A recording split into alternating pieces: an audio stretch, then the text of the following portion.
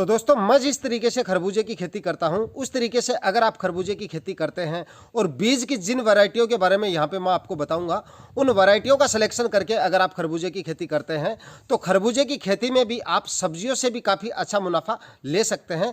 अच्छा उत्पादन और अच्छा मुनाफा आप खरबूजे की खेती में ले सकते हैं। तो दोस्तों आज के इस वीडियो में हम इसी टॉपिक पे बात करने वाले हैं खरबूजे की खेती पर। खरबूजे की खेती करने का सही तरीका क्या है उसके बारे में यहाँ पे मैं आपको बताऊंगा। साथ में मैं आपको बताऊंगा खरबूजे की खेती का सही समय कौन सा है।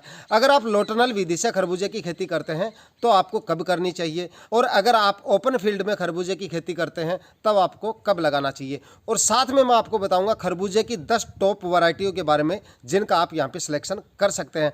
टॉप एक से बढ़कर एक वैरायटियों के बारे में यहाँ पे मैं आपको जानकारी देने वाला हूँ। तो दोस्तों इन सभी जानकारियों के लिए वीडियो पे आखिर तक बने रहे, वीडियो को पूरा वॉच करें। नमस्कार दोस्तों, मैं हूँ सुरेश और आप देख रहे हैं खेत किसान झुंझुनू यूट्यूब चैनल।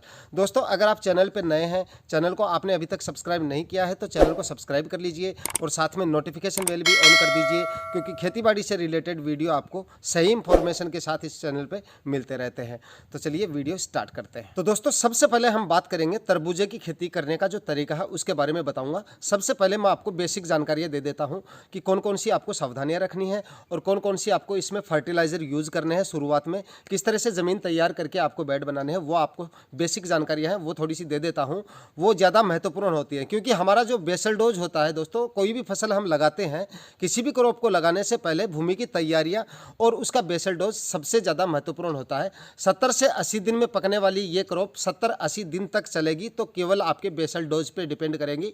बाद में अगर जो भी हम फर्टिलाइजर यूज करेंगे, फर्टिगेशन जो भी देंगे वो आगे की बात है, लेकिन पहले आपको जो बेसल डोज डालने होते हैं उनको डालने का जो सही तरीका क्या होता है, किस तरीके से आपको जमीन तैयार करनी है, वो सही जानकारी आपके पास होनी जरूरी है। तो दोस्तों सबसे पहले अगर जमीन की तैयारी की हम बात करें तो जमीन की तैयारी करने से पहले आपको 3 या 4 बार कल्टीवेटर और हैरो या रोटावेटर इन सब से 3 या 4 जुताई करके ज़मीन को एकदम मिट्टी को भुरभुरा बना लेना है। मिट्टी ज़्यादा गीली नहीं होनी चाहिए जब आप बेड बनाते हैं। कई बार किसान भाइयों को मैं यहाँ पे देखा है मैंने कि जब बेड बनवाते हैं तो मिट्टी बहुत ज़्यादा गीली रहती है, तो उसमें गीली मिट्टी में भैया बेड अच्छे नहीं बनते हैं। इस बात को आप हमेशा ध्यान में रखिएगा। जब भी आप बेड बनाए मिट्टी आपकी एकदम सूखी होनी चाहिए।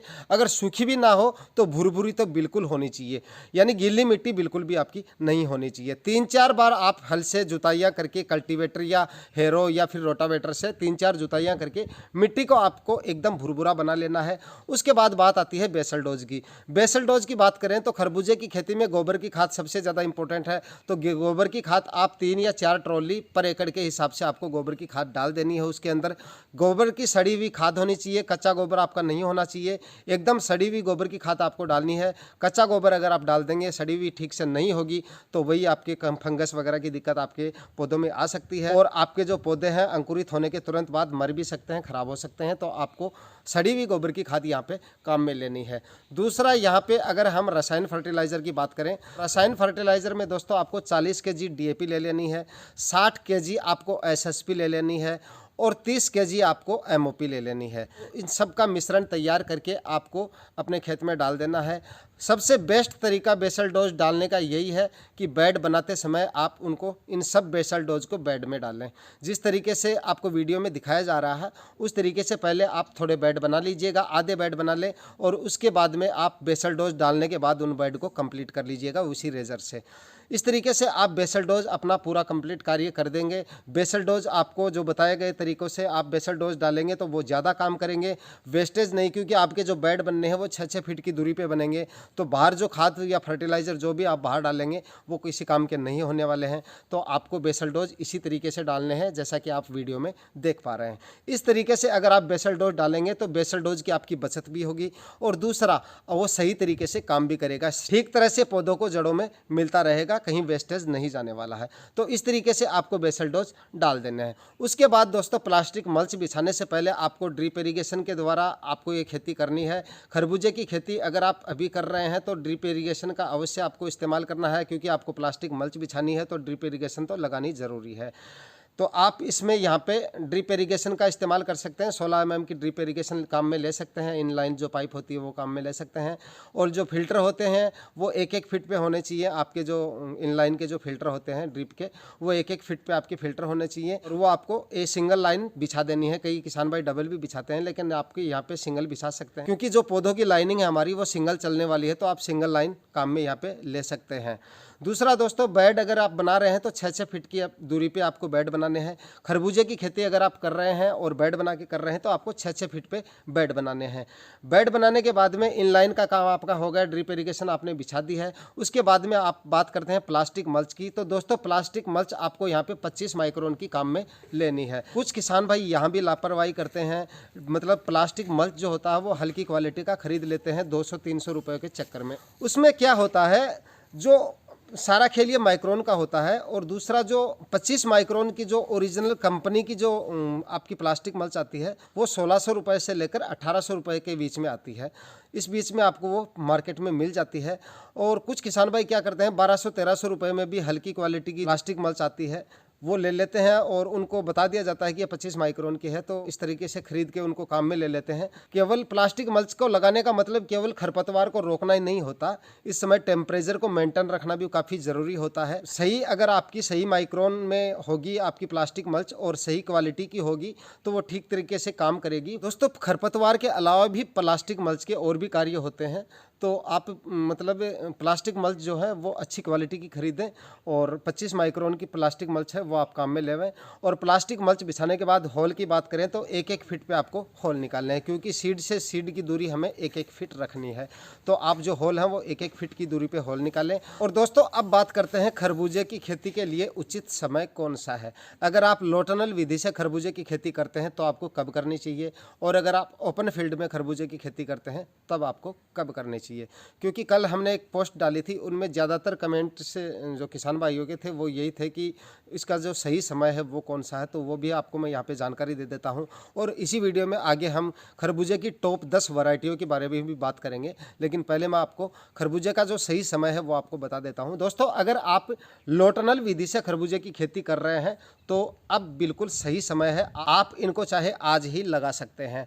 बिल्कुल अभी सही समय है, और अब जितना जल्दी हो सके उतना जल्दी आप खरबूजे की खेती कर सकते हैं लो टनल विधि से, अगर आप करना चाहें तो। और दोस्तों, इस खेती को अगर आप ओपन फील्ड में करना चाहते हैं तो ओपन फील्ड में करने के लिए इसका जो सही समय है, वैसे तो आप इसको 25 फरवरी के बाद में अगर आप ओपन फील्ड में करना चाहें तो इसकी सीड सोविंग जो है कर सकते हैं। लेकिन अलग अलग एरिया में जो है पाला गिरने का समय थोड़ा चेंज है। उत्तर भारत में कई स्थानों पर पाला लेट तक भी गिरता रहता है, तो आप ये मान के चलिए जब आप सीड सोविंग करें तो लगभग उसके बाद में पाला नहीं गिरना चाहिए। सर्दी चाहे कितनी भी गिरे कोई दिक्कत नहीं, सर्दी से कोई दिक्कत नहीं हो सकती फसल को, चाहे वो कोई भी फसल हो, सर्दी चाहे कितनी भी हो, लेकिन पाला नहीं गिरना चाहिए। सीड सोविंग करने के बाद में पाला, अंकुरित होने के बाद में तो पाला बिल्कुल नहीं गिरना चाहिए, लेकिन सीड सोविंग करने के बाद में आप ये ध्यान में रखिए कि पाला नहीं गिरना चाहिए, उसके बाद में कोई दिक्कत नहीं। तो आप लगभग इसका जो समय है वो 1 फरवरी लेके चलिए। आप 1 फरवरी के बाद में आप इसकी सीड सोविंग कर सकते हैं। और जहाँ पे 25 जनवरी बाद में पाला गिरना बंद हो जाता है वहाँ पे आप 25 जनवरी बाद में भी कर सकते हैं। तो इस तरह से दोस्तों, अगर आप लो टनल विधि से इसकी खेती करते हैं तो 10 दिसंबर के बाद में आप इसकी खेती कभी भी कर सकते हैं, और अगर आप ओपन फील्ड में करते हैं तो 25 जनवरी के बाद में इसकी खेती आप कभी भी कर सकते हैं, लेकिन सीड सोविंग के बाद में पाला नहीं गिरना चाहिए। दोस्तों, अब बात करते हैं खरबूजे की उन 10 वैरायटियों के बारे में जिनका सिलेक्शन करके मैं यहाँ पे आपके लिए लेकर आया हूँ। दोस्तों, जिन वैरायटियों के बारे में यहाँ पे मैं आपको बताऊंगा सभी एक से बढ़कर एक वैरायटी है। सभी वैरायटियों का सिलेक्शन बहुत ही सोच समझ के हमने किया है और बहुत ही ध्यान में रखकर अनुभव के हिसाब से किया है। काफ़ी किसान भाइयों से सलाह मशवरा करने के बाद उनका सिलेक्शन किया है।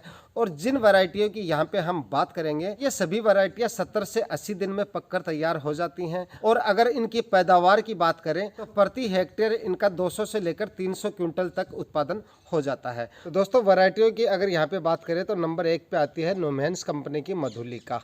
इस वैरायटी का आप यहाँ पे चयन कर सकते हैं। काफ़ी अच्छी वैरायटी है और काफ़ी अच्छा उत्पादन देने वाली वैरायटी है। तो नंबर 2 पे आती है ग्रीनफील्ड कंपनी की गोल्डन ग्लोरी। इस वैरायटी की भी काफ़ी अच्छा रिजल्ट है और काफ़ी अच्छा उत्पादन भी है और काफ़ी अच्छा इसकी डिमांड भी, इस जो वैरायटी है इसकी काफ़ी अच्छी डिमांड भी है। तो इस वैरायटी का भी आप यहाँ पे चयन कर सकते हैं। दोस्तों नंबर 3 पे आती है सेमिनस कंपनी की केसर। सेमिनस का भी बीज काफ़ी अच्छा आता है। सेमिनस की बाकी क्वालिटी, तरबूज का भी बताया था मैंने आपको सेमिनस का, और सेमिनस की कॉलीफ्लावर वगैरह काफ़ी जो जितने भी सीड आते हैं सेमिनस के काफ़ी अच्छे आते हैं। तो फाइनली आप सेमिनस का केसर यहाँ पे यूज कर सकते हैं। अगले नंबर पे दोस्तों आता है सागर कंपनी का सागर 60। यहाँ पे आप इस वैरायटी का भी चयन कर सकते, काफ़ी अच्छी वैरायटी है और इसका भी काफ़ी किसान भाई इसको हमारे यहाँ पे लगाते हैं, तो काफ़ी अच्छा इसका रिजल्ट भी काफ़ी अच्छा निकलता है। तो आप इसका सागर कंपनी का सागर 60 भी इस्तेमाल कर सकते हैं। दोस्तों अगले नंबर पे आता है सागर कंपनी का कस्तूरी। ये भी सागर कंपनी का है, इसको भी आप यूज कर सकते हैं, ये भी काफ़ी अच्छी वैरायटी है। दोस्तों अगले नंबर पे आता है नवन्यू सीड का कुंदन।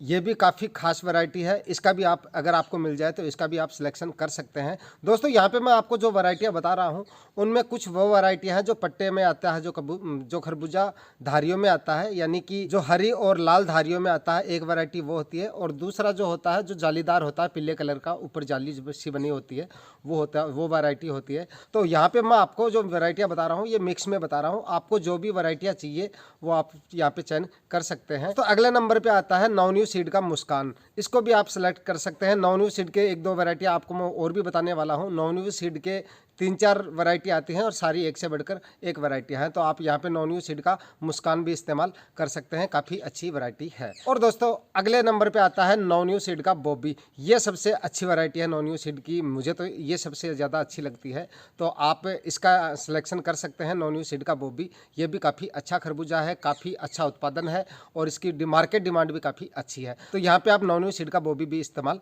कर सकते हैं। और फाइनली अगले और लास्ट नंबर पे आता है नुमेंस कंपनी का मधुराजा। ये भी काफ़ी अच्छी वैरायटी है, अगर आपको मिल जाता है अपने एरिया में तो आप इसका भी सिलेक्शन कर सकते हैं। दोस्तों जितनी भी वैरायटियाँ आपको इस वीडियो में मैंने बताई हैं वो सारी एक से बढ़कर एक वैरायटियाँ हैं। जो भी आपके एरिया में आपको अपनी सुविधा के हिसाब से जो भी वैरायटी मिल जाए, इनमें से किसी भी वैरायटी का आप चयन कर सकते हैं। और अगर 2-3 वैरायटियाँ मिल जाती हैं तो सबको मिक्स में आप लगा सकते हैं। तो दोस्तों वीडियो में दी गई जानकारी फाइनली अगर आपको पसंद आई, वीडियो का कोई भी पार्ट अगर आपको इन्फॉर्मेटिव लगता है तो इस वीडियो को लाइक करें, शेयर करें और चैनल को सब्सक्राइब जरूर करें। धन्यवाद।